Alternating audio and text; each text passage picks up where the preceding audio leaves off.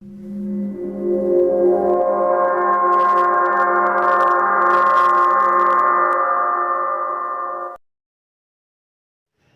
आप लोगों के सामने फिर से हाजिर हो गया हूँ एक कहानी के साथ। आज जिस कहानी को सुनाने जा रहा हूँ, ये कहानी जो है घर में जो पालतू जानवर लोग पालते हैं इससे जुड़े हुए हैं।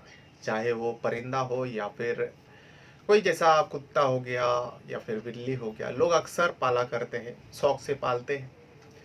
वैसे ही एक व्यक्ति जो है, उसका शौक था, उसने एक तोता को पाला था, पैरट। अब उस तोता को जब वो पाला है तो उसको बोलना भी सिखाया। अब वो तोता जो है बोलता था। वो तोता जो कुछ भी देखता था, जो कुछ भी सुनता था, जो कुछ देखता था वही वो बोलता था, जो कुछ देखता था वही करने की कोशिश करता था, और जो उसे सिखाया जाता था और उसे साफ लफ्ज़ों में कहता था। अब बड़ी ही प्यार करता था वो व्यक्ति जो है अपने तोता से। अपनी जान से भी ज़्यादा उसे वो अजीज था, उसे प्यार करता था। लेकिन दिन यूं ही बीतते गया और वो व्यक्ति जो है एक व्यापारी होता है। अब वो व्यापारी जो है शादी की उम्र हो जाती है। जब शादी का उम्र होता है तब उसका माँ, क्योंकि वो व्यक्ति जो है उसके माँ के अलावा और कोई नहीं होता, दोनों माँ बेटे थे। माँ ने उसके शादी करवा देता है। माँ उस बेटे का शादी करवा देते। शादी करवाने के बाद जब शादी का सुहागरात आती है तो बेटा जो है अपने पत्नी को देखकर डर जाता है, क्योंकि पत्नी जो है थी इतनी खूबसूरत, बेहद ही खूबसूरत थी। बहुत ज़्यादा खूबसूरत होने की वजह से उस व्यक्ति को मन में तरह तरह के सवाल उठने लगे। जो मैं तो ऐसा नॉर्मल सा इंसान हूँ और मुझे इतनी ज़्यादा परी जैसी खूबसूरत बीवी कैसे मिल सकती है। तो अपने घबरा के वो अपने माँ के पास आते हैं और आने के बाद माँ से पूछता है, जो माँ, मेरी शादी इतनी खूबसूरत लड़की से कैसे हो सकती है। और माँ कहती है, बेटा क्यों, तू तेरे मन में ऐसा क्यों सवाल आ रहा है और तू ऐसा क्यों सोच रहा है। तू तो खुशकिस्मत है जो तुझे इतनी प्यारी और इतनी खूबसूरत बीबी मिली। तेरे नसीब में इतनी परी जैसे लड़की लिखी हुई थी। जा बेटा, आज तेरे सुहागरात है, ऐसे ही फालतू का सवाल मत कर और जहन में कुछ अनब सनब मत लेके आ। तेरी बीबी है, आज से वो तेरा सेवा करेगी, तेरे हर बात मानेगी, हर कहना मानेगी। तू जैसा चाहेगा वैसे ही वो उठेगी, वैसे ही बैठेगी। तू जैसा पसंद करेगा उसे भी वही पसंद होगी। तू घबरा मत। माँ की बात सुनता है। सुनने के बाद फिर से बीवी के पास जाते हैं, लेकिन उसके मन में सुहाग रात से ही जो है तरह तरह की ख्यालात पकने लगे। लेकिन था वो नेक इंसान, बड़ी नेक इंसान था, लेकिन शादी के सुहागरात से ही उसके मन में ख्याल आने लगा, जो हो सकता है मेरी बीवी का ज़बरदस्ती, जो मेरी बीवी बानी है इस लड़की का ज़बरदस्ती शादी में उससे करवाया गया। क्योंकि ये लड़की शायद किसी और को पसंद करती थी, घर वाले पसंद नहीं करते थे उसे, और मैं थोड़ा अच्छा खासा कमा लेता हूँ, इस वजह से ज़बरदस्ती इस लड़की का शादी मुझसे कराया गया। तो फिर एक गलत है। यानी मेरी बीवी बनने से पहले ही इसके मन में ये सब आ रहा था, इस लड़के का मन में, जो मेरे बीवी बनने से पहले ये किसी और के साथ रहती थी, किसी और ने इसको टच किया होगा, छुआ होगा। और ये चाँद जैसी खूबसूरत लड़की है, कहीं ना कहीं इसमें भी धब्बा लग चुका है।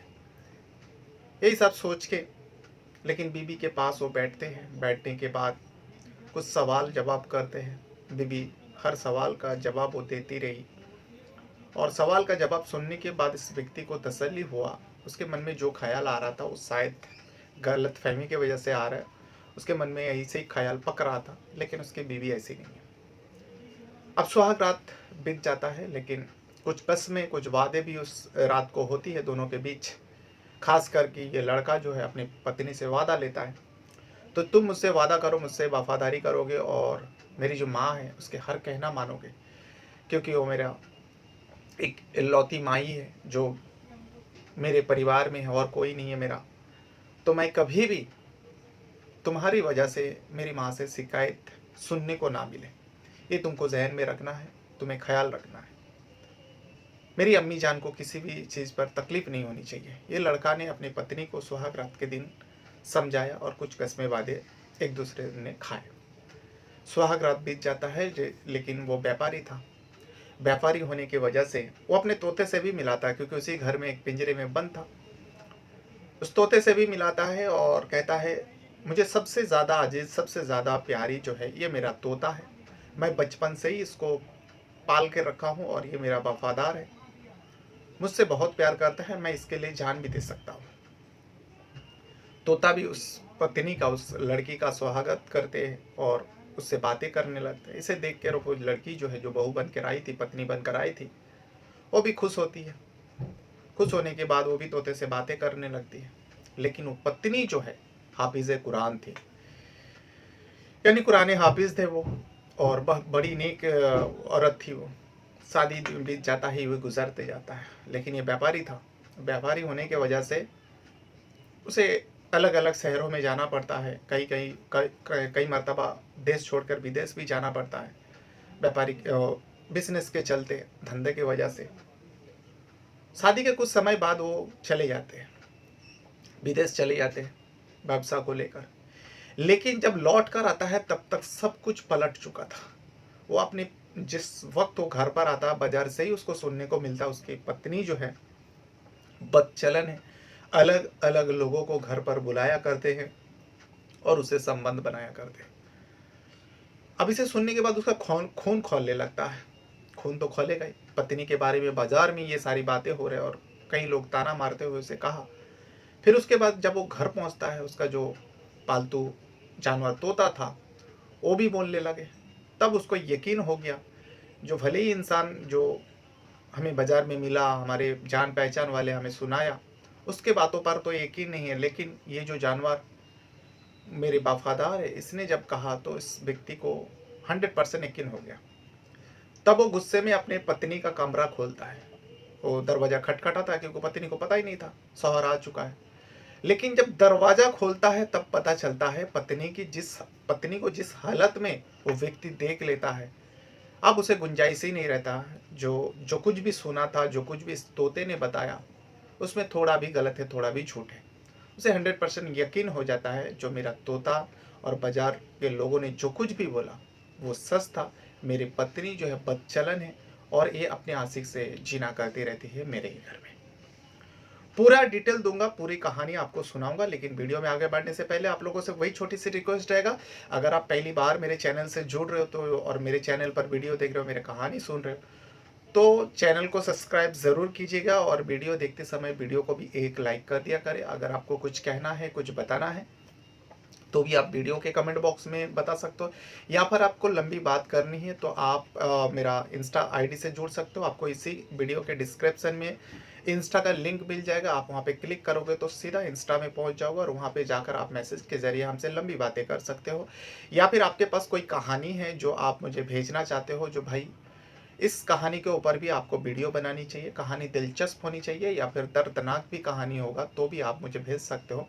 उस कहानी को मैं पढ़ूंगा, पढ़ने के बाद अगर मुझे लगेगा हाँ इस कहानी के ऊपर वीडियो बनानी चाहिए, तो मैं आपसे वादा करता हूँ उस कहानी के ऊपर मैं ज़रूर वीडियो बनाऊंगा। आप मुझे इंस्टा में बातें कर सकते हो, आप इंस्टाग्राम में भी जाके सर्च कर सकते हो, स्टोरी बाय रहमान, इसी यूट्यूब चैनल के नाम से मेरा इंस्टाग्राम चैनल है। आप वहाँ पर जाके अगर सर्च करोगे तो आपको आसानी से मिल जाएगी। तो फिर चलिए जानते हैं आज की पूरी कहानी क्या है और किस टाइप का कहानी है। कहानी जो है एक अहमद नाम का लड़के का होता है। अहमद जो है अपनी माँ के साथ रहा करते थे और अहमद एक व्यापारी है, ताजिर, उर्दू में व्यापारी को ताजिर कहते हैं।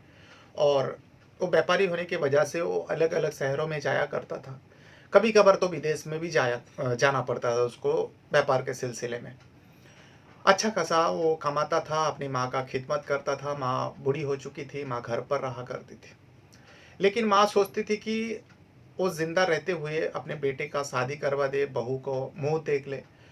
इस वजह से अपने बेटे को कहता है, जो बेटा अब तुम्हारी उम्र हो चुका है, तुम अच्छा खासा कमा भी लेते हो, मैं कब तक जीऊँगी, लेकिन मरने से पहले मैं तुम्हारे शादी करवाना चाहती हूँ। तो बेटा भी बहुत समझदार था, माँ के कोई बात वो डालता नहीं था। इस वजह से बेटे भी परमिशन देता है, अहमद कह देता ठीक है माँ, अगर आपको जो अच्छा लगे आप वही करो।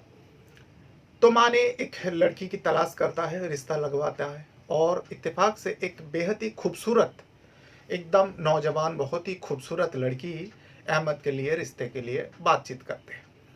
जब वो लड़की के बारे में अहमद को बताया जाता है। अहमद को तो यकीन ही नहीं हो रहा था, क्योंकि वो लड़की जो होती है कुरान हाफिज होती है। अब उस लड़की के साथ अहमद का शादी हो जाती है, शादी के सुहागरात भी हो जाती है। लेकिन उसके बाद इस अहमद को काम के सिलसिले में बाहर जाना होता है, और इस बार उसे विदेश जाना था। शादी को करीब थोड़ा ही टाइम बीता था, अब उसको विदेश जाना है। घर पर माँ थी और पत्नी थी, दोनों से परमिशन लेता है, इजाज़त लेता है, और लेने के बाद वो विदेश के लिए रवाना हो जाता है। अब रवाना हो जाता है, यहाँ पर जो है अहमद की बीबी जो हाफिज कुरान होने की वजह से आसपास के लोगों को पता चला था, और वो जो उस जिस जगह पर बहू बनकर आए थी, उस जगह के लड़कियां हो, औरतें हो, सारे लोगों को दीन सिखाते थे, यानी कुरान तिलावत करना सिखाते थे, कुरान पाठ कुरान पढ़ना सिखाते थे, कुरान को समझने और समझाने का काम किया करती थी वो। अब सारे औरतें जो है वहाँ पे आती थी, उस अहमद के बीवी के पास आके कुरान सीखती थी, दिन की बातें सीखती थी, दिन क्या है इसके बारे में वो जाना करते थे सारे औरतें, लड़कियाँ। यूँ ही दिन बीतते गया, गुजरते गया, और जैसे कि मैं शुरुआत में बताया, अहमद का एक तोता था, वो तोता को भी बोलना आता था। एक दिन अचानक तोता जो है झाड़ पर बैठा हुआ था। अहमद के घर के बाहर एक अमरूद का झाड़ था, पेड़ था। उस पेड़ पे बैठे हुए तोता, वो जैसे कि वो बातें करना जानता था, और उसकी बात सुनकर सब लोग, कोई भी अगर परिंदा बातें करे, खास करके तोता बात करता है, उसको जो सिखाता है या फिर वो जो देखता है, वो अमरूद के दरख्त पर बैठकर, उस पेड़ पर बैठकर चिल्ला रहा था। जब भी कोई वहां से गुजरता था, क्योंकि सामने से रास्ता था, उस सड़क से गुजरता था, तो वो तोता जो है आवाज करता था, चिल्लाता था, जो मेरे मालिक अहमद का जो बीबी है वो बदचलन है, वो जिना करते हैं अपने आशिक को घर बुलाकर। इन्हें वो बकते रहता था, लेकिन कुछ लोग ध्यान देते थे, कुछ लोग ध्यान नहीं देते थे। इतने में एक व्यक्ति जो है नमाज पढ़कर जा रहा था। अब वो भी परदेसी था व्यक्ति। तोता को उस जगह पर चिल्लाते हुए, बातें करते हुए सुना, तो वो देखने लगे। इतने में आसपास के लोग भी कुछ आए। आने के बाद उस व्यक्ति को वहाँ पे खड़ा होकर देखा, तो सारे लोगों ने पूछा, अहमद के घर के आसपास के लोग थे, जो साहब आप यहाँ पे क्यों खड़े हो? आपको नहीं पता इस घर में एक औरत रहती है जिसका मर्द अभी बाहर गए हुए हैं, और आप यहाँ पे किसी घर के पास खड़े होकर यूं ही तक झक कर रहे हो, ये शोभा नहीं देता। तब वो व्यक्ति कहने लगा, देखो भाई, मैं कोई शौक से खड़ा नहीं हूँ, मैं यहाँ पर इसलिए खड़ा हूँ, और मैं किसी के घर में क्यों ताक झक करूँ? किसी के घर में ताक झक करना ये गुनाह है, और मुझे अच्छी तरह से पता है, और मैं इस वजह से यहाँ पर खड़ा हूँ। ये जो तोता बैठा हुआ है, ये तोता कुछ कह रहा है, क्या आप लोगों को सुनाई नहीं दे रहा है? तोता तभी भी चिल्ला चिल्ला के बोल रहा है, जो मेरे मालिक अहमद के बीबी बदकार है, बदचलन है, अपने आशिकों के साथ रात को बुलाकर जिना करते हैं, ये सारी बातें वो तोता बोल रहे थे।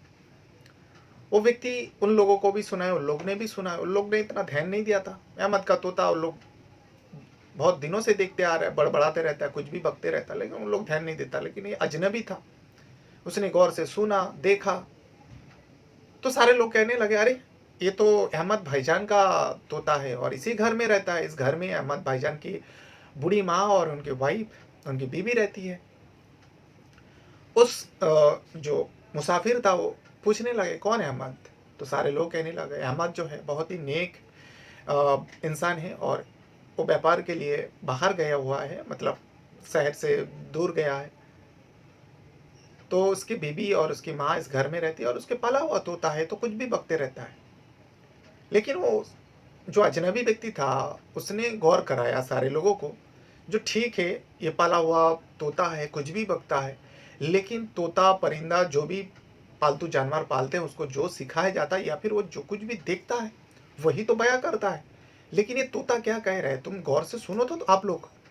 सारे लोग गौर से सुनता है, सुनने के बाद सारे लोगों के रोंगटे खड़े हो जाता है। वाकई उन लोगों ने इतना दिन तक ध्यान नहीं दिया था, ये तोता क्या बड़बड़ा रहा है। तोता तो कह रहा है, मेरे मालिक अहमद के बीबी बदकार है, बदचलन है, वो जिना करते हैं, अपने आशिकों को घर बुलाते हैं रात के वक्त। ये सुनने के बाद सारे लोग के को होश उड़ गया और यूं ही ये बात धीरे धीरे धीरे धीरे फैलते फैलते पूरा मोहल्ले में फैल चुका है। जब पूरे मोहल्ले में फैल गया तब जो है जितने भी घरों की औरतें लड़कियां अहमद के बीबी के पास कुरान सीखने आती थी, दिन सीखने आती थी, अब उन लोगों ने रोकना शुरू कर दिया जो अहमद के बीबी के पास कोई नहीं जाएगा, दिन सीखने कुरान सीखने कोई नहीं जाएगा। अब आहिस्ता आहिस्ता सारे लोगों का आना बंद हो गया।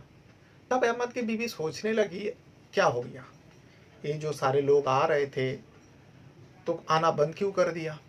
अब एक वो औरत थी, वो जाकर घर घर से पूछ भी नहीं सकते, कोई आ भी नहीं रहे जो उससे पूछे। कोई औरत आते तो उससे पूछते जो वजह क्या है, क्यों आना बंद कर दिया। सारे लोगों का आना बंद हो गया, लेकिन जो अहमद के तोता है, पालतू तोता था, वो पूरे मोहल्ले में अहमद को बीबी का बदनाम कर चुका था। यूं ही दिन गुजरते गया, गुजरते गुजरते अचानक एक दिन अहमद की जो माँ थी, बुजुर्ग माँ थी, उनका इंतकाल हो जाता है, मौत हो जाता है।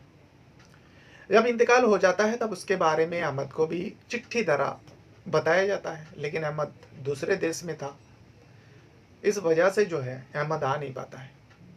अब आ भी जाते तो 4-5 दिन समय लगता, इस वजह से वो आना मुनासिब नहीं समझा, वो अपना सफ़र जारी रखा। और यहाँ उसके माँ को आसपास के लोग, गांव वाले जो भी है, उसके मिट्टी दफना देते हैं, रीति रिवाज के साथ दफना देते हैं। यूं ही दिन गुजारते गया, समय गुजारते गया, देखते ही देखते 4 साल बीत जाता है, लेकिन अहमद का कुछ खबर नहीं। अब लोगों को लगने लगा हो सकता है अहमद को उसकी बीवी के बारे में पता चल गया, जो उसकी बीवी बदचलन है और ऐसे ऐसे काम किया करते हैं जैसे कि तोता बता रहे। इस वजह से वो अब घर लौटना ही नहीं चाहता, और घर लौटेगा भी किस वजह से, माँ भी थी, माँ का भी मौत हो गया, इंतकाल हो गया, तो शायद अब अहमद नहीं लौट कर आएगा। लेकिन यहाँ पे जो अहमद की बीवी है वो अपने पति को याद करती, अपने गुजारा करने के लिए वो फूलों के माला बनाती, और उस माले को एक व्यक्ति आता था जो उसके अब्बा ने भेजा हुआ था, उस व्यक्ति को, जो मेरी बेटी के घर पर जाना, फूल देकर आना, वो माला बनाएगी, फिर घर के बाहर से ही वो माला उठा कर लेके आ जाना, लेकिन घर के अंदर मत जाना क्योंकि वो किसी की अमानत है, किसी की औरत है। जो सिखाया जाता था वो व्यक्ति बहुत नेक व्यक्ति था, वो आता था। और अहमद का बीबी का ज़िंदगी यूं ही गुजारता चलता रहता है। 4 साल बीत जाने के बाद अचानक एक काफ़िला आता है, काफ़िला के साथ जो विदेश से आया हुआ था, उस काफ़िला के साथ अहमद भी था। बाज़ार में पहली बार आया अहमद को, कुछ लोगों ने बाज़ार में ही देखा अहमद को, कुछ लोगों ने बात किया, पूछताछ किया, जो भाई तुमने शादी किया और 4 साल लगा दिया, अगर 4 साल लगाना ही होता तो अपने बीवी को साथ लेकर जाते। शादी करने के बाद कोई 4 साल तक अपनी बीवी से कोई अलग रहता है क्या? ये तो शरीयत के खिलाफ भी है। तो तुमने जो भी काम किया गलत किया, तुम्हारी वजह से तुम्हारी बीवी न जाने क्या क्या कर बैठी यहाँ पर। यानी लोग ताना देने लगा, ताना कोसने लगा। अब अहमद को भी खराब लगने लगा, क्योंकि एक नहीं कई सारे लोगों ने अहमद घर पहुंचने से पहले ही अहमद के कान भर चुके थे। सारी बात उसको सुनाई दिया था, उसको जो है गुस्से में खून खौल उठा था। वो तो काम के सिलसिले में रुका पड़ा था विदेश में, लेकिन आते टाइम अपनी बीवी के लिए बहुत सारे सामान, बहुत सारी चीज़ें भी लाए थे, लेकिन ये सब सुनाई दिया तो उसको बहुत गुस्सा आया। जब वो घर के अंदर आया, घर पर आया, उसकी बीवी को तभी भी नहीं पता था जो उसके शौहर आ चुका है। वो घर में आता है तो अपने तोता को ढूंढने लगता है, लेकिन तोता को दिखाई नहीं दे रहा था। सबसे आजीज था उसका, जान से भी ज़्यादा प्यार करता था। जाते समय अपनी बीवी के हवाले कर गया था, जो इसका देखभाल करना और इसका ख्याल रखना, इसको कुछ तकलीफ मत देना, नहीं तो मैं बहुत गुस्सा करूंगा तुम्हारे ऊपर। ये सारे कहकर गया था, लेकिन तोता को ढूंढ रहा था, तोता दिखाई नहीं दे रहा था। बीबी के बारे में अनब शनब उसे सुनने को मिला था। जब वो आसपास ढूंढने लगता है तब जो है देखता है कि बीबी के कमरे में, तब तक थोड़ा अंधेरा हो चुका था, बीवी के कमरे से कुछ सिसकारी की आवाज़ें आ रही थी, जैसे एक औरत कुछ आपत्तिजनक हालत में होता है जब किसी से प्यार करते हैं या फिर किसी के करीब होता है, तब जो सिसकारी लेती है वैसे इस टाइप का सिसकारी लेने की आवाज़ें आ रही थी। अरे अहमद को जो सुनाई दिया था अब लगने लगा वाक़ई सच है। लेकिन इस वक़्त मेरे ही घर के अंदर मैं मौजूद हूँ, मैं आ चुका हूँ। तो इस वजह से उसका खून खौल उठा और दरवाज़ा पीटने लगे। जब दरवाज़ा पीटने लगे, दरवाज़ा खोल नहीं रहा था। अब अहमद को लगा हो सकता है जो आशिक आया हुआ है मेरी पत्नी की, उसको छुपाने की कोशिश कर रहे हैं। वो जाएगा कहाँ बचकर? उसको निकलना इसी दरवाज़ा से है। वो ज़ोर से दरवाज़ा पर मारता है और दरवाज़ा खुल जाता है। जब दरवाज़ा खोलता है तो देखता है कि उसकी बीवी जो है, अहमद की जो बीवी है, अर्धनंगी हालत पे बेड पर लेटी हुई है और वो अपने ऊपर कपड़े समेट रही थी। यानी जब दरवाज़ा पीटा जा रहा था उस शायद दरवाज़ा खोलने के लिए अपने जिस्म के ऊपर कपड़े ओढ़ रही थी। लेकिन घर के अंदर कमरे में अंधेरा था और इस हालत में बीवी है। अहमद का शक जो है यकीन पे बदल जाता है और अहमद कुछ बात ना करते हुए इधर उधर ढूंढने लगता है जो वो व्यक्ति भी अंदर होगा। इस वजह से वो घर के जो बड़ा बड़ा सामान है लात मारता है, गिराता है और इधर उधर ढूंढने लगता है। लेकिन अहमद की बीवी कहते हैं, अरे आप अचानक आ गए, आपने कुछ तार वार कुछ चिट्ठी वगैरह नहीं भेजा, तो अचानक कैसे आना हुआ? मुझे पता ही नहीं चला आप आ चुके हो। लेकिन लेकिन जो है अहमद की बीवी जो है डरी हुई थी। अपने पति को ऐसे घर घर के अंदर छानबीन करते हुए घर में अंदर देख रहा था, सामान उठा उठा कर फेंक रहा था। अहमद को बीवी को कुछ समझ में ही नहीं आ रहा मेरे पति आखिर ऐसा क्यों कर रहे हैं। खैर जो भी है, थोड़ा टाइम जाने के बाद अहमद को तो कुछ दिखाई नहीं देता उस कमरे के अंदर। लेकिन उसकी बीवी के ऊपर उसको बहुत ज़्यादा गुस्सा आता है और गुस्से में जाकर एक जोरदार तमाचा मार देते हैं। बगैर कुछ सवाल, बगैर कुछ पूछे एक तमाचा मार देते हैं। अब उस औरत को कुछ समझ में ही नहीं आ रहा था, आखिर क्या हो गया मेरे पति को। अब वो तमाचा तो पड़ जाता है उसके गाल पर, वो सर नीचे करके आंख में आंसू आ जाते हैं। 4 साल बाद लौटने के बाद जिस पति के इंतज़ार में हुई यूं दिन गुजरते गया, दिन गिनते रहा। वो पति आया भी तो एक तमाचे से शुरुआत किया, एक जोरदार तमाचा मारा। उसको कुछ समझ में नहीं आ रहा था। बहरहाल अब उस रात तो गुजर जाता है, लेकिन गुजर जाने के बाद वो अपने तोता को ढूंढने लगता है। रात के वक्त था इसीलिए बीवी की हालत को देखते हुए वो सारे मंजर भूल चुका था। सारे जो तोता को ढूंढ रहा वो सब भूल चुके थे। सुबह होते ही वो फिर से तोता की याद आता है, क्योंकि सुबह सुबह तोता ही जो था उसको जगाते थे। जब तोता को फिर से ढूंढने लगता है तो देखता है कि एक जगह पे एक कपड़ा ढका हुआ है और उस कपड़े को जब हटाता है उसके अंदर पिंजरा था, क्योंकि पिंजरा के ऊपर कपड़ा डाल दिया था।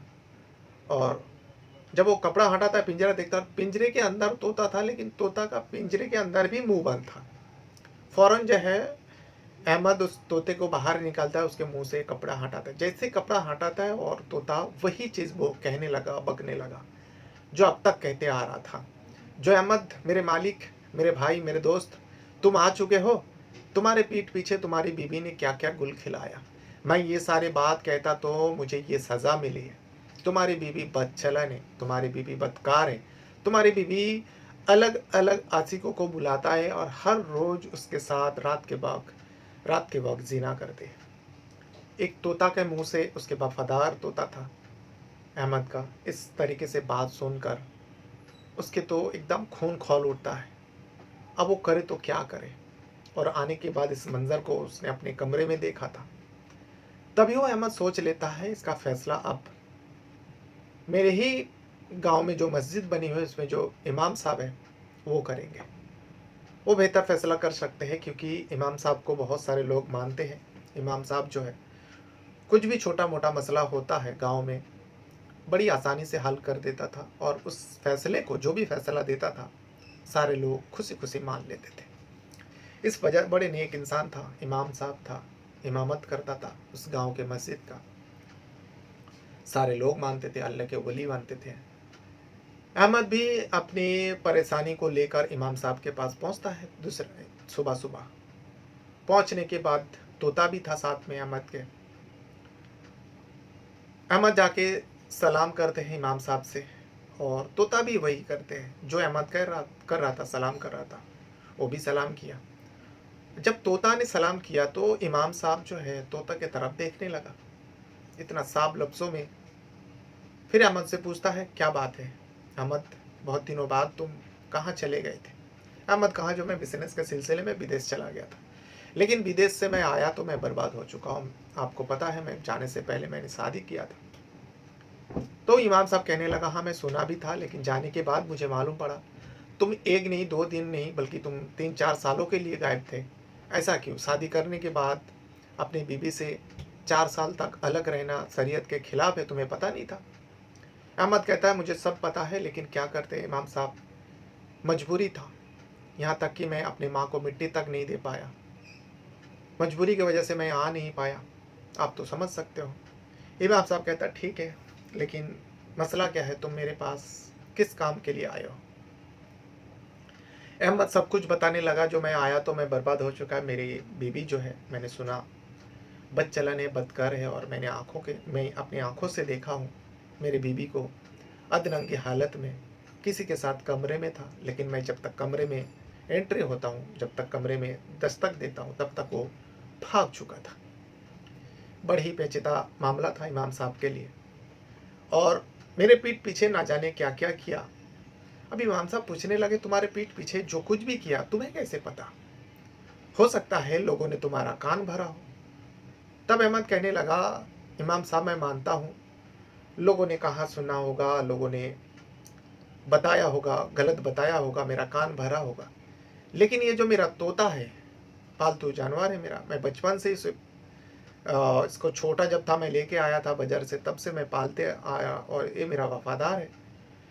इसका तो कहना कभी गलत नहीं हो सकता। इसने जो कुछ भी देखा, ये सब कुछ मुझे बताया।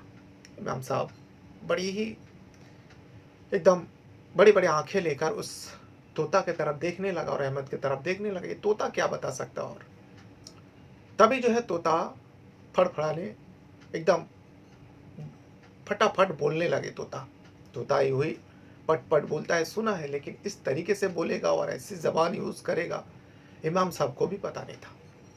इमाम साहब को पहले सलाम किया और कहने लगा, इमाम साहब मैंने जो कुछ भी देखा मैं गलत नहीं बताऊंगा।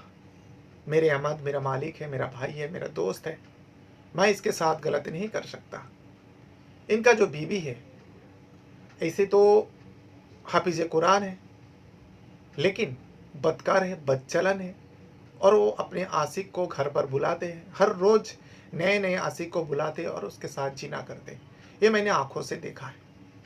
जब मैंने इस बारे में अहमद के बीवी को रोका टोका, मैंने कहा ठीक है मेरे मालिक को आने दो, तुम ये सब गलत काम करते हो, तो उसने मुझे मारा, यहाँ तक कि पिंजरे में बंद कर दिया। जब पिंजरे के अंदर से भी मैं चिल्लाता था, तब मुझे जो है कपड़े से मुंह ढक दिया। वो तो खुदा का शुक्र है, मैं एक दिन मौका मिलते ही पिंजरे से बाहर आया, और जो घर के बाहर मेरे दोस्त ने एक अमरूद का पेड़ लगाया था, उस पर बैठ के मैं लोगों को सुनाया करता था उसकी बीबी के कारनामे। अब तोता को इस तरीके से बोलते हुए देखकर इमाम साहब भी एकदम भकचक्का रह जाते हैं। जो एक ऐसे तोता है, इतना साफ लफ्जों में कैसे बात कर सकता है। खैर, अहमद को कहने लगा, इमाम साहब अहमद, क्या तुम इस तोता को बेचना चाहोगे? अहमद कहने लगा, ऐसे 100 तोता आप पर कुर्बान है अल्लाह के वली इमाम साहब, लेकिन ये तोता मैं नहीं बेच सकता।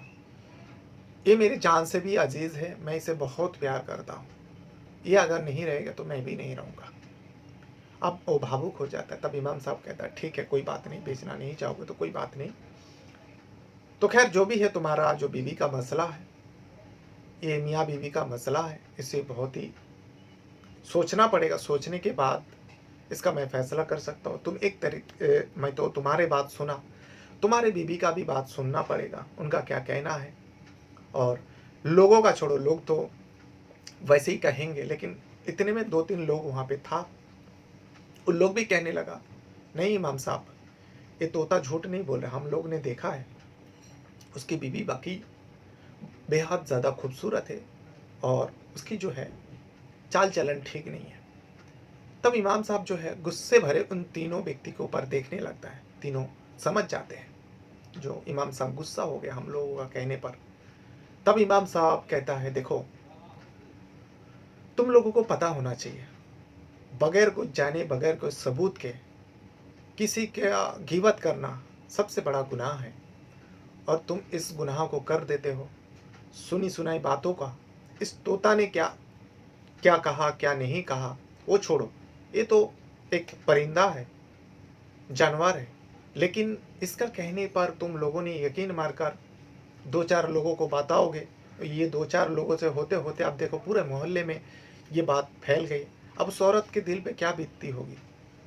अब उसने क्या किया, नहीं किया, इसका सच्चाई किसी को नहीं पता है। तो इसका ग़ीबत करना छोड़ दो। अल्लाह ताला ग़ीबत करने वाले को कभी माफ़ नहीं करता। वो तीनों सर झुकाकर माफ़ी माँग लेते हैं, क्योंकि उन तीनों के पास भी सबूत नहीं था, बस सुनी-सुनाई बातें था अहमद के बीवी के बारे में।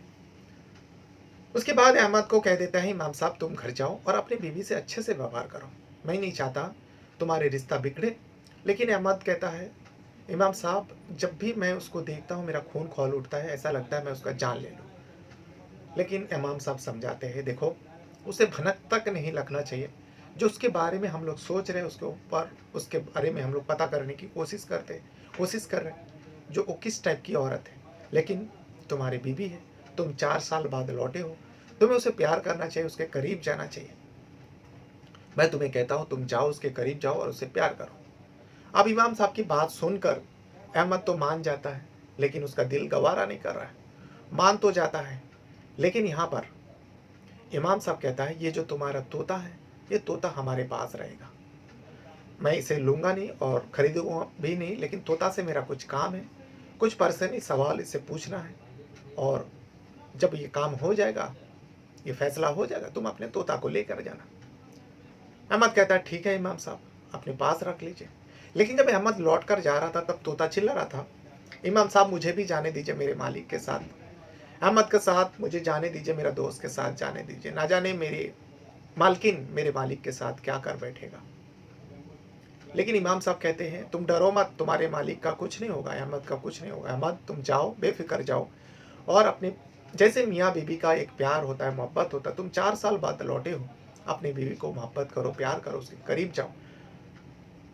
अहमद भी लौट कर जाता है, अपने बीवी घर जाता है, और जाने के बाद उस रात को ना चाहते हुए भी वो अपनी बीवी से, इमाम साहब की बात, अल्लाह के वली था वो, सारे लोग मानते थे, बड़े ही नेक इंसान था इमाम साहब। अहमद के ज़हन में वही इमाम साहब की बात था, इस वजह से वो ना चाहते हुए भी अपनी पत्नी के करीब आते हैं, अपनी बीवी को करीब लेकर आता है, और उस रात 4 साल बाद अपनी बीवी को प्यार करता है। जब प्यार करता है, अहमद की बीवी भी जो है सब कुछ भुलाकर पति के साथ समा जाते हैं, और वो भी पति को प्यार करने लगती है। यूं ही रात गुजर जाता है, सुबह होती है। सुबह जो है जुम्मा का दिन था, एक गुरुवार और जुम्मे की रात था। जुम्मा के दिन था, जुम्मे के दिन जो है फिर से अहमद के अंदर बेचैनी सी थी बीवी को लेकर, बीवी का सच्चाई पता करने के लिए। सुबह सुबह जो है इमाम साहब के पास पहुंच जाता है, जुम्मा के दिन था। अहमद पहुंच जाता है, इमाम साहब पूछता है, अरे क्या हुआ? तब अहमद पूछता है, कुछ पता चला, मेरे तोता ने कुछ बताया? तो इमाम साहब कहता है, देखो ये ज़िंदगी का मसला है, कुछ घंटों में यूँ ही तय नहीं होता है, और तुम्हारे तोता को जो है मैं एक व्यक्ति के हवाले किया जो परिंदों की बात समझ सकता है, और परिंदों से वो बातें किया करता है।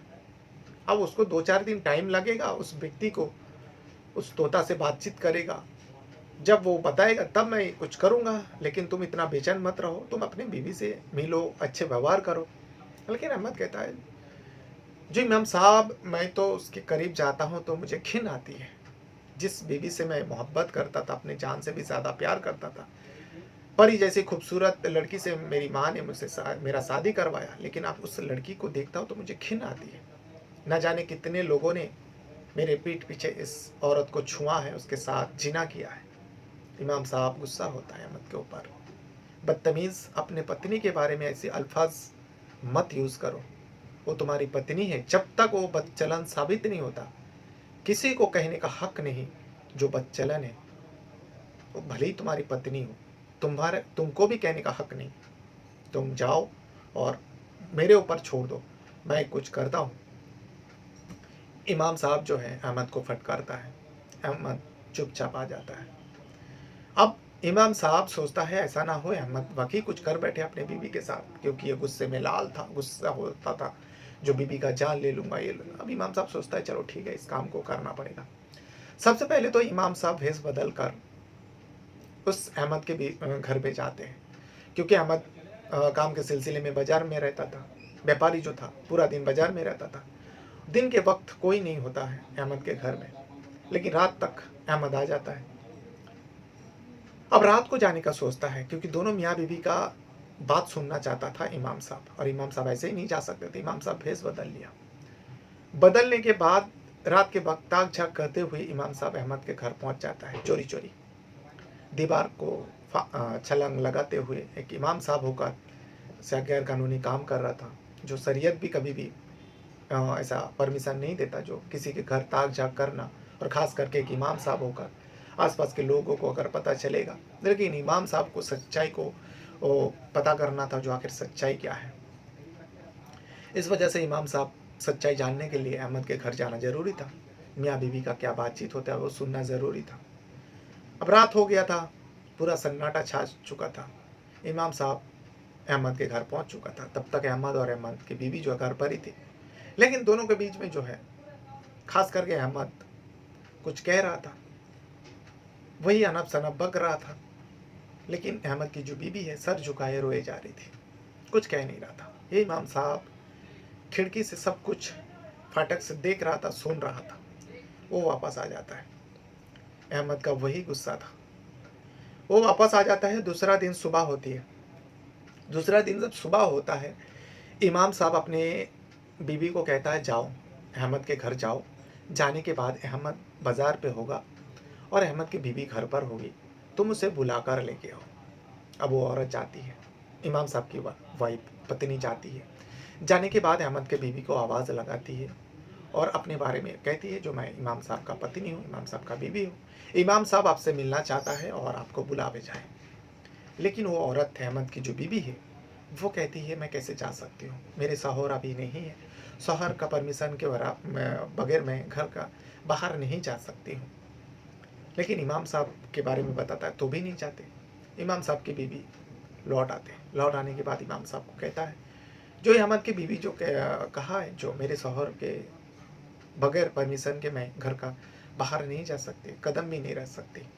अगर मेरे शौहर कहेंगे तो मैं इमाम साहब से मिल लूँगी जाकर। ये कहकर मुझे वहाँ से जाने को कहा। मैं आ गई।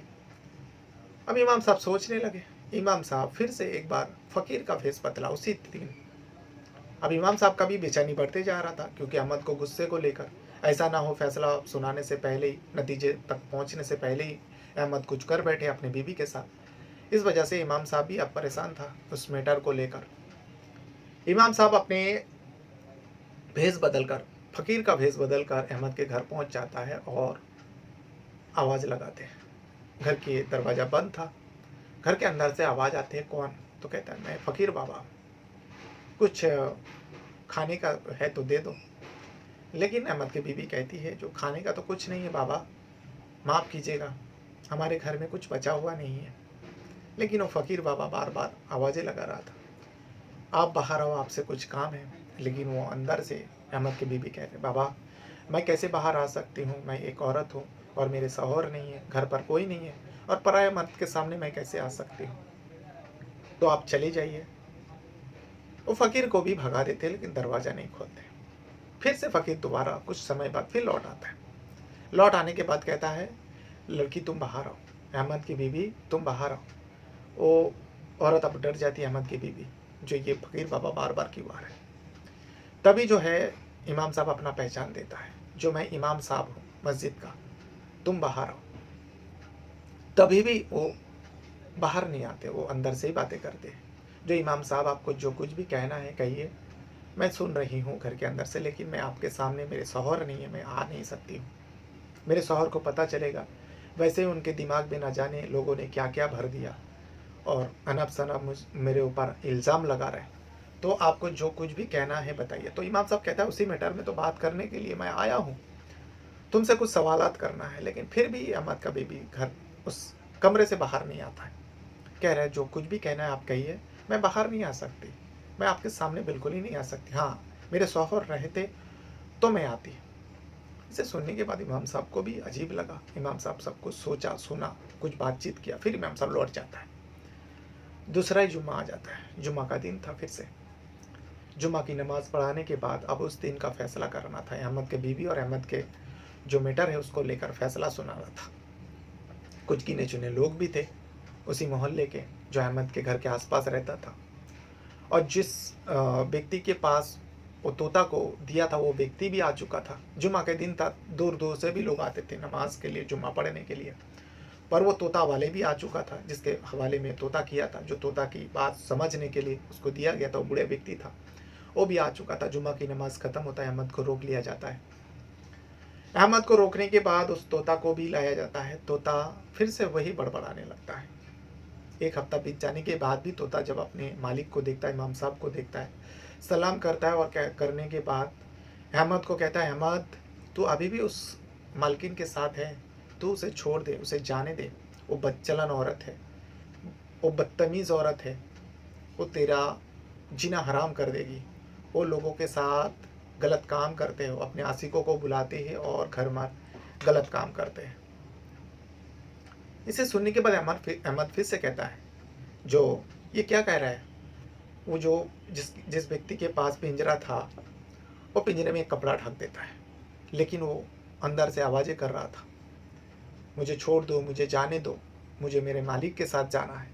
लेकिन कपड़ा ढक देते हैं, उस किसी को दिखाई नहीं दे रहा था। अपैरेंट वो तोता जो है किसी को दिखाई नहीं देता और तोता भी किसी को देख नहीं पा रहा था। थोड़ी दूर चल के जाते हैं इमाम साहब, अहमद और आसपास के मोहल्ले के कुछ लोग। अब अहमद इसका फ़ैसला सुनना चाहता था। अहमद कह रहा, इमाम साहब बहुत दिन हो चुका, आप इसका फ़ैसला कर दीजिए, नहीं तो मैं उसका जान ले लूँगा अपनी बीवी का। इमाम साहब कहता है, आज ही फ़ैसला हो जाएगा, तुम डरो मत, आज तुम्हारा फ़ैसला कर दूंगा मैं, और इसी वक्त करूँगा और यहीं पे करूँ। लेकिन उससे पहले मुझे कुछ इन लोगों से पूछना है जो तुम्हारे मोहल्ले के हैं। अब उन लोगों से पूछा जाता है। अब अहमद सोच रहे हैं, मेरी बीवी का मैटर है, मेरा मैटर है, ये आसपास के लोगों से क्या पूछेगा? आसपास के लोग तो वही बताएंगे जो अब तक बता के आ रहा है। अब मोहल्ले के लोगों से पूछा, तुम लोग इसी मोहल्ले के हो, ऐसा वाकया बताओ, अहमद के घर के अलावा तुम लोग बताना, जो तुम्हारे साथ हुआ है, तुम्हारे घर के साथ हुआ है, ऐसे कुछ वाकया बताओ जो तुम्हारे साथ अनहोनी हुआ हो। सारे लोग एक एक करके बताते हैं। सारे लोगों का कहना है, जो इमाम साहब करीब 2-3 सालों से हमारे मोहल्ले में अजीब वो चीज़ हो रहा था। घर की जो कीमती सामान है, कीमती चीज़ें हैं, जैसे कि जेवर हो गया और भी सोने का चीज़, चांदी का चीज़, ये सब जेवर गायब होने लगा। और खाली एक घर से नहीं, कई सारे घरों से। हम लोग ने रात भर पहरा देता रहा, लेकिन कोई चोर, कोई डाकू नज़र नहीं आया। अब तो रात भर जब पहरा देता था, रात को चोरी नहीं होती थी, लेकिन दिन में चोरी होने लगा। हम लोग तंग आ चुके थे, आखिर चोर है कौन? किसी को चोर दिखाई नहीं देता था। हम लोग एकदम थके हारे बैठ चुके थे, जो बस अब तो इस चोर को पकड़ नहीं सकते हैं, क्योंकि 3 साल हो चुका था। घर के ऐसे कोई सामान नहीं कीमती जो हमारे घर में बचा हुआ। सारे लोगों का घर का कीमती सामान जो है चोरी हो चुका है। ये 2-3 सालों से हो रहा था हमारे घर के लोगों के साथ। सारे लोगों का वही बयान था, लेकिन इस बारे में अहमद को नहीं पता था। अब उसके बारे में अहमद को पूछता है, क्या तुम्हारे घर से कुछ सामान गायब हुई है? अहमद पूछता है, नहीं, मेरे घर में ऐसे तो कोई ज़्यादा कीमती सामान है ही नहीं, लेकिन शादी के बाद और मेरी बीवी को उनके अब्बा ने कुछ जेवर दिया था, वो तो अभी भी पहनी हुई है, और मैंने कुछ बना के अंगूठी वगैरह दिया था शादी के बाद, वो तो मेरे घर में मौजूद है। मेरे घर से तो कोई चोरी नहीं हुआ, और मेरी बीवी ने कुछ बताया भी नहीं जो घर से कुछ चोरी हुआ, जैसे कि आसपास के लोगों का चोरी हुआ। तो इमाम साहब, मेरे मैटर अलग है, और ये चोरी से मैटर से मेरा पत्नी और मेरे मैटर से क्या मतलब है? तो इमाम साहब कहता है इस चोरी के पीछे जो राज है तुम्हें पता चलेगा। अब सबको लगने लगा, हो सकता है अहमद कभी भी चोरी करती हो, है? तो अहमद को भी लगने लगा है, मेरी बीवी बदचालन के साथ साथ चोर भी है क्या? चोरनी भी है, वो चोरी भी करती है। ये उसके मन में ख्याल आने लगा, और ज़्यादा गुस्सा हो रहा था। लेकिन इमाम साहब सामने था, उसका फैसला करना था। तभी जो है वो बूढ़े व्यक्ति को इमाम साहब इशारा करता है, उस तोते को खोल दो। तोते का पिंजरे से कपड़ा हटाया जाता है और उस बूढ़े व्यक्ति से कहता है, जो बताओ, तुमने इतना दिन करीब हफ्ता भर इस तोते के साथ रहे, इस तोते के बारे में क्या जाना? वो बूढ़ा व्यक्ति कहता है, इमाम साहब, ये तोता जो है बहुत ही शातिर है, ये किसी का भी घर बर्बाद कर सकता है। ये तोता अपने दिमाग में जो कुछ भी आता है वो बकते रहता है, चाहे लोगों का नुकसान हो या भला हो, इसके जहन में जो कुछ भी आता है वो सब कुछ बकने लगता है। तब जो है तोता फिर से बड़बड़ाने लगा और बोलने लगा, ये बूढ़ा व्यक्ति, तू मेरे बारे में क्या अनब शनब बकता है? मैं तो सच कह रहा हूँ। तुझे अगर यकीन नहीं होता तो इमाम साहब से पूछ ले। इमाम साहब ने मेरा निकाह कराया। अहमद का बीवी अब अहमद का बीवी नहीं रहा, मुझसे निकाह हो चुका, वो मेरी बीवी है। तुम लोग क्या जानो? अगर नहीं यकीन है इमाम साहब से पूछो। पहली बार तोते के मुंह से कुछ अलग बातें निकलता है और अहमद वहीं पे खड़ा था। अहमद चुपचाप सुनता है और कह रहे, ए तू क्या कह रहे तोता? तू होश में तो है? तब वो तोता कहता, तू मेरा दुश्मन है। अच्छा हुआ था तू विदेश में था, परदेश में था, लेकिन तू यहाँ आके मेरा खेल बिगाड़ दिया। मैं तेरी बीवी से शादी कर चुका हूँ और इमाम साहब ने मेरा निकाह पढ़ा है। अब वो तेरी बीवी नहीं रहा, मेरी बीवी है। अब इसे सुनने के बाद सारे लोग हैरान हो जाता है। जो लोग भी उस तोते के बात सुनकर अहमद की बीवी के ऊपर तोहमत लगाया था, यानी इल्ज़ाम लगाया था, अनब शनब बकने लगे थे, लेकिन यहाँ पे तोता तो आज कुछ अजीब ही बक रहा है। इसे सुनने के बाद सारे लोगों का जो है जहन जो है दूसरी तरफ जाने लगा। जो कितनी गलत फहमी में था इन सारे लोग। इतने में उस अहमद को बीवी को भी बुलाया जाता है। अहमद को बीवी को जो है इमाम साहब की पत्नी लेकर आते हैं और जहाँ पे फैसला हो रहा था वहाँ पे खड़ी होती है, सर नीचे करके खड़ी होती है। लेकिन तब तक लोगों को एहसास हो चुका था जो अहमद की बीवी बेगुनाह है, इसने कुछ गलत काम नहीं किया, इस तोते की वजह से ही सब कुछ गड़बड़ हो रहा था और गड़बड़ हुआ है। अहमद को भी थोड़ा बहुत यकीन होने लगा। लेकिन अहमद ने जो अपने कमरे में देखा था बीवी को अदनन की हालत में सिसकारी लेते हुए, ये अहमद कैसे भूल सकता है? अब अहमद जो है इमाम साहब से फैसला चाहता था, जो इमाम साहब आप फैसला कर दीजिए। तब इमाम साहब कहता है, देखो, अब तक मैंने तुम्हारा बात सुना, तुमने जो कुछ भी कहा उसी को मानकर हम लोग ने बहुत, यहाँ तक कि मैं तुम्हारा घर तक गया, तुम्हें नहीं पता, किसी को नहीं पता। मैं रात के वक्त भी तुम्हारे कमरे तक गया, दिन में भी गया, लेकिन तुम्हारी बीवी का जो मैंने देखा वो बहुत ही शरीफ और नेक इंसान है। इसके ऊपर जो कुछ भी लगा है, मतलब जो कुछ भी बातें हुई वो सब इल्ज़ाम लगाया गया है। तुम्हारी बीवी तो बड़े परहेज़गार और नेक है, यह हाफिज़ कुरान है, इसके ऊपर तहमत लगाना गुनाह अजीम है। खैर जो भी है, इसका सच्चाई मैं तुम्हें दिखाऊंगा और सच्चाई पता अभी चल जाएगा। अब मैं कुछ नहीं कहूँगा, तुम भी कुछ नहीं कहोगे, तोता भी कुछ नहीं कहेगा। जो कुछ भी कहेगा तुम्हारी पत्नी कहेगी और सबके सामने कहेगी। तब जो अहमद की बीवी है रोने लगती है। रोते हुए इमाम साहब के सामने वो कहती है, इमाम साहब, मैं क्या बताऊँ, मेरी बातों का तो कोई यकीन नहीं करेगा। लेकिन इमाम साहब कहता, आज तुम्हारी बातों का सारे लोगों को यकीन करना पड़ेगा, जो सच है वो बताओ। तब वो अहमद की बीवी कहने लगती है, जो इमाम साहब, कुछ समय पहले जब मेरे शौहर घर छोड़कर चले गए, उसके बाद मेरे सास जो है अहमद की माँ की इंतकाल हो जाता है। अब मैं अकेली पड़ चुकी थी। तोता जो है पिंजरे में बंद रहता था। तब मैं अकेली थी, तो मैं घर पर अकेली होने की वजह से तोता से बातें करने लगा, उससे दिल बहलाने लगा। तोता भी मुझसे बातें करता, हंसी मजाक करता। तोता से मेरा दोस्ती हो गया। तोता कहने लगा, देखो, तुम मुझे हमेशा पिंजरे में कैसे बंद करके रख सकते हो? अहमद तो मुझे यहाँ वहाँ लेके जाते थे, घूमने लेके जाते थे। अब तुम औरत हो, तुम मुझे घूमने के तो लेके नहीं जा सकते हो, तो क्यों ना तुम मुझे इस पिंजरे से आज़ाद कर दो, मैं थोड़ा बाहर टहलते हुए आ जाओ, घूमते हुए आ जाओ, फिर मैं तुम्हारे पास ही लौटूंगा, कहाँ जा सकता हूँ। तोता की बात सुनकर ये अहमद की बीवी जो है उसके पिंजरा का गेट खोल देते, दरवाज़ा खोल देते और वो बाहर आ जाते। आने के बाद भी वही रहते, बात करते। लेकिन कुछ समय से वो तोता जो है सुबह सुबह गायब हो जाता था। पिंजरा खुला हुआ रहता था, सुबह बल्कि रात को गायब होता था। जब रात को गायब होता था मुझे पता ही नहीं चलता। जैसे ही मेरी आँख लगती वो गायब हो जाता। फिर मेरी आँख कभी देर रात खुल जाती तो मैं देखता हूँ तोता को, क्योंकि तोता अकेले ही थे घर पे मेरे अलावा, तोता नहीं रहता। लेकिन सुबह होते-होते मैं देखता हूँ तोता फिर से वो अपने पिंजरे में मौजूद रहता। मैं जब भी पूछता हूँ तो पूछने ऐसे ही मैं टहलने के लिए गया हुआ था। रात के वक़्त कहाँ टहल सकता है? एक झाड़ पे बैठा हुआ था, जो अमरूद का पेड़ है उस दरख्त पे बैठा हुआ था, ऐसा कहता हूँ। लेकिन मुझे कुछ उसकी बातों से संदेह होने लगा। तब मैं उसको रात के वक़्त जो है पिंजरे में बंद किया करता था, लेकिन दिन में उसे छोड़ देता था। जब रात को गायब होता था, अब वो दिन भर भी गायब रहता था। अब मुझे डाउट होने लगा तोता के ऊपर, ये दिन भर कहाँ भटकता रहता है, कहाँ जाता है, लेकिन शाम होते ही घर वापस आ जाता है। तब मैंने एक दिन नज़र रखा तो देखा कि तोता जो है कुछ ज़ेवरात, सोने की ज़ेवरात जो है अपने पैर में समेटते हुए लेके आया और घर के एक कोने में गड्ढा खोद रहा है। गड्ढा खोद के उसमें वो ज़ेवर रख रहा है और फिर उस मिट्टी को बराबर कर रहा है। इसे देख के तो मैं हैरान हो गई।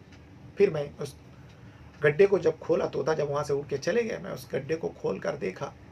अलग-अलग जगह में गड्ढा खोदा हुआ था और थोड़ा मिट्टी डाला हुआ था। उसको मैं हटाया तो देखा ये तो सारे कीमती चीज़ें हैं, और चाँदी की चीज़ें हैं, सोने की चीज़ें हैं और सारे औरतें के ज़ेवर हैं। किसी के कान का, किसी के नाक का, किसी के हाथ का।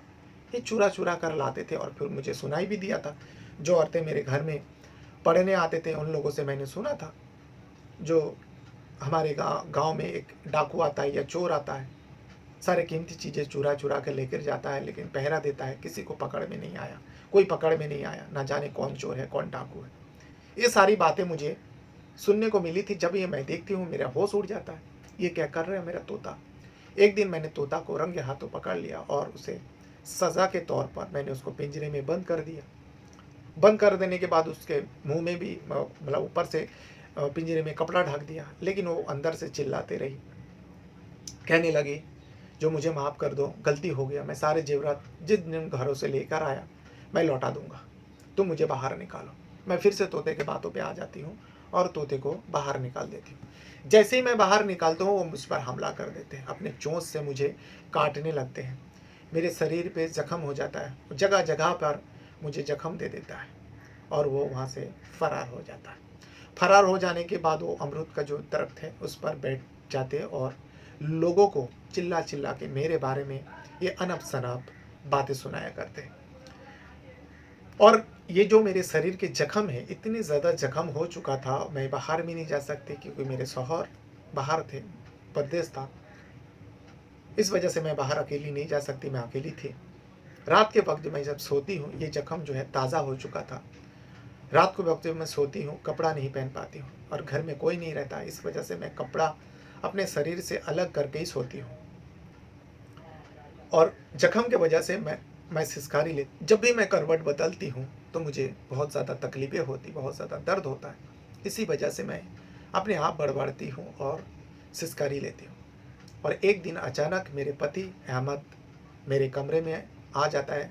जब तक मैं कपड़ा समेटती हूँ, तब तक वो दरवाज़ा धक्का मार के खोल कर मुझे इस हालत में देख लेता है और उन्हें लगता है जो मैं किसी के साथ कमरे में थी। लेकिन अहमद तो पूरे कमरे को छाना, लेकिन कमरे के अंदर कोई नहीं था। दरवाजे के अलावा कोई वहाँ से बाहर जा भी नहीं सकता, आ भी नहीं सकता। अगर कमरे के अंदर कोई होता तो उन्हें ज़रूर दिखाई देता। ये बात अहमद की बीवी सारे लोगों के सामने कहा। लेकिन तभी भी तोता जो है, तोता को अब इमाम साहब कहता है उसे आज़ाद करो। तोता को जैसे ही आज़ाद करता है, उड़ते हुए वो अपने मालिक अहमद के हाथ पर बैठ जाता है और तभी भी वो कह रहा है, अहमद तुझे सब ये लोग गलत बता रहे हैं। तू नहीं जानता तेरे पीठ पीछे क्या-क्या गुल खिलाया। और ये इमाम साहब भी तेरे घर में जाते थे। मुझे तो डाउट है तेरी बीवी ने इमाम साहब के साथ भी कुछ गलत किया होगा। मेरे नज़र में नहीं आया होगा। अगर मेरे नज़र में आता तो भी मैं तुझे बताता। जैसे इमाम साहब की बातें आता है, तोता कहता है, अहमद को बहुत ज़्यादा गुस्सा आया था, क्योंकि अहमद को उससे पहले ही सब कुछ पानी का पानी हो चुका था और दूध का दूध हो चुका था, सब कुछ साफ क्लियर हो चुका था। इस वजह से अहमद को बहुत ज़्यादा गुस्सा आता है और उसी वक्त उस परिंदे के गर्दन मरोड़ देता है और वो छटपटा के उसी जगह पर मर जाता है। मर जाने के बाद वो अहमद को गलतफहमी जो थी वो माफ़ी माँगता है, सबके सामने अपनी बीवी से माफ़ी माँगता है। बीवी रोने लगती है, फिर इमाम साहब कहता है, जाओ, जो कुछ भी हुआ उसे भूल जाओ और एक अच्छे पति-पत्नी के जैसा तुम लोग रहो, अपने घर में बड़ी इज़्ज़त के साथ रहो। तुम्हारी जो बीवी है, बड़ी नेक बीवी है। ऐसी बीवी किस्मत वाले को मिलते हैं। अल्लाह हर किसी को ऐसी नेक बीवी अदा करे। ये इमाम साहब दुआ देते हैं और उन दोनों को वहाँ से जाने के लिए कहता है। उन दोनों वहाँ से चले जाते हैं और जितने भी मोहल्ले के लोग थे, जब ये फैसला हो रहा था, उन लोगों ने भी सुना। उन लोगों ने जाके अपने मोहल्ले में सब कुछ बताया। बताने के बाद मोहल्ले के लोग धीरे-धीरे आने लगा, अहमद से माफ़ी माँगने लगा। यहाँ तक कि जितने भी औरतें अहमद के बीवी के पास जाकर तालीम लेते थे, कुरान सीखते थे, उन लोगों ने भी जाकर अहमद की बीवी से माफ़ी माँगा और फिर से धीरे-धीरे एक-एक करके औरतें हो, लड़कियाँ हो, अहमद के बीवी के पास फिर से आने लगा, दीन सीखने लगा, कुरान सीखने लगा। फिर से एक नॉर्मल ज़िंदगी अहमद और अहमद की बीवी जीने लगा। लेकिन इस पूरी कहानी से इतना पता चलता है, बहुत सारे लोग ऐसे होते हैं, जो इंसान की बातों का तो भरोसा नहीं करते हैं, लेकिन जो परिंदा होता है या फिर बिल्ली, कुत्ता को बहुत ज़्यादा प्यार से पलता है, इंसान से ज़्यादा जानवर से प्यार करता है। लेकिन कभी-कभार जानवर ऐसी हरकतें कर देते हैं, ऐसी कुछ गलत कर देते हैं, जिसकी वजह से इंसान भी शर्मिंदा हो जाता है और होना पड़ता है। जैसे इस कहानी में पता चला, एक शातिर तोता ने अपनी चालाकी, अपनी जो भी उसने वो गलत करता था, उसको छुपाने के लिए कहीं न कहीं उस तोते को अहमद ने ही बोलना सिखाया था। उस तोते ने एक मियाँ-बीवी के अंदर इतना ज़्यादा ज़हर भर दिया था कि पति पत्नी को मारने पर उतावला था।